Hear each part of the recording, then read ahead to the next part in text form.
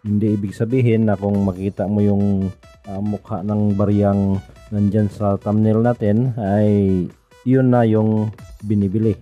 So kailangan mong panoorin talaga ang video para malaman mo kung ano ang detalye ng barya nating binibili na katulad ng nasa.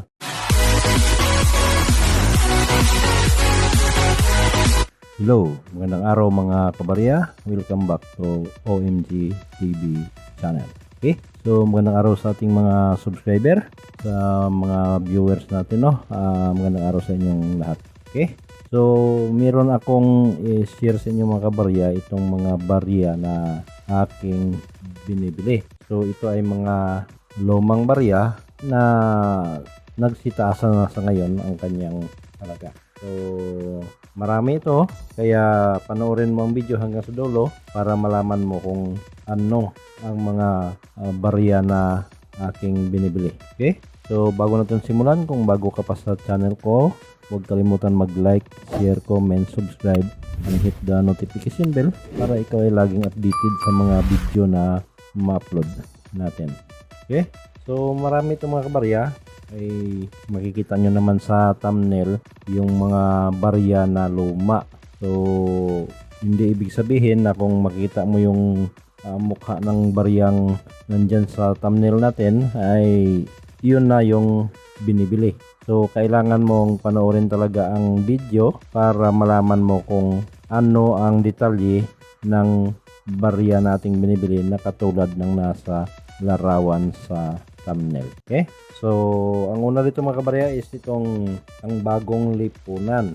So, ito yung mga 1 piso na nagmula sa 1975 hanggang 1982. So, ito yung mga piso ni Rizal sa kapanahunan ni Marcos. Okay?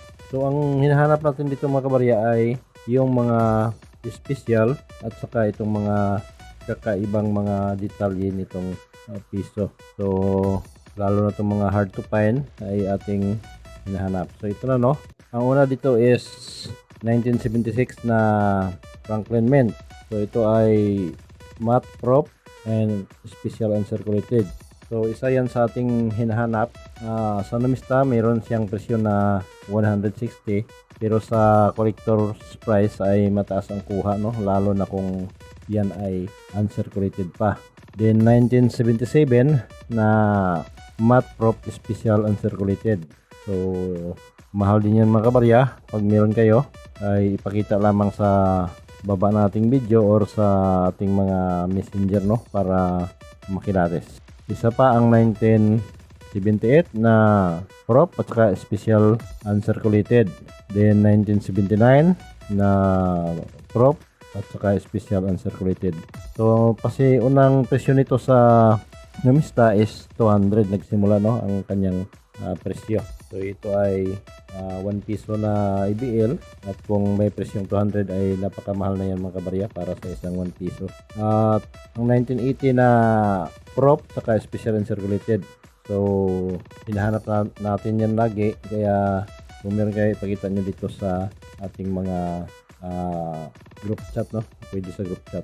And 1981 na prop at saka special uncirculated, at saka 1982 na prop. So yan yung mga binibili natin sa 1 piso na EBL.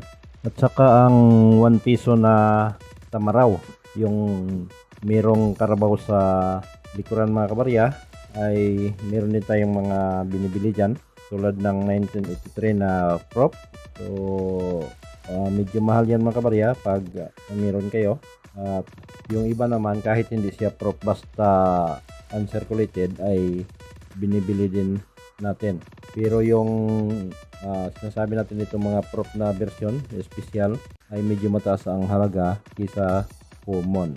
At sa kanyang small type naman, ang mga small type ay common lahat, pero pag bago ay binibili din natin ang mga small type na 1 peso.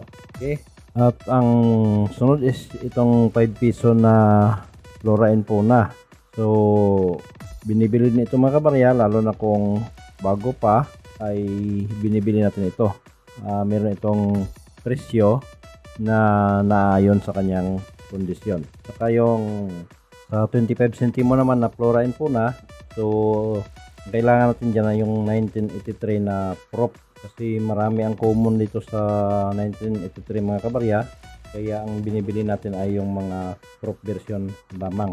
Saka yung 1987 sa 89, so yun ay medyo mataas ang halaga kisa dito sa mga common. Pero kahit na common yung inyong mga barya ay ipakita nyo lamang kasi depende yan sa kondisyon ng barya ang kanyang presyo. Okay? Sa piso Bigos Series naman mga kabarya ay dalawa lang naman ang taon nito is 1972 at saka 74. So ang binibili natin sa 1974 is yung San Francisco Mint na prop version. Ito ay minted ng 1975 pero ang kanyang date ay 1974. So yun yung kailangan natin dito na medyo mataas ang presyo. At pahabol ko na rin yung bibilhin ko ng 50,000 ng isang piraso ay yung 1971 na no limit ang hiri ang kanyang likuran. Okay? Ganun din mga kabarya dito sa 2 piso coconut. So ang kailangan natin dito is 1983 na proof version, saka yung 86, 87, 88 na mga uncirculated. Kung meron kayo ay ipakita lamang sa baba ng ating video para ating mapag-usapan ang presyo. So sa kanyang small type naman, kung ibabase natin sa numista ay common lamang lahat yung nasa small type, pero pag bago lahat yon ay ipakita nyo lamang kasi marami ang mga kolektor na bumibili ng ganyan pang dagdag sa kanilang mga koleksyon. Okay, so yan yung mga barya na ating binibili tulad ng mga prop, special uncirculated at saka yung mga uncirculated na common ay binibili natin yan, pero kung mayroong special ay mataas ang presyo. Tulad nung hinahanap ko sa 1 piso Bigos Rizal na 1971 no limit ang hiri ang kanyang likuran. So mataas ang presyo noon. Kaya kung meron kayo, ipakita nyo lamang sa baba nating video para ating mapag-usapan at saka makilatis natin kung merong larawan. Okay? So maraming salamat sa panonood. Huwag kalimutan ang OMG TV channel. Kung hindi pa kayo nag-subscribe, pwede kayo mag-subscribe para lagi kayo update sa mga bagong video na upload natin. Ulitin ko, magandang araw sa lahat and God bless.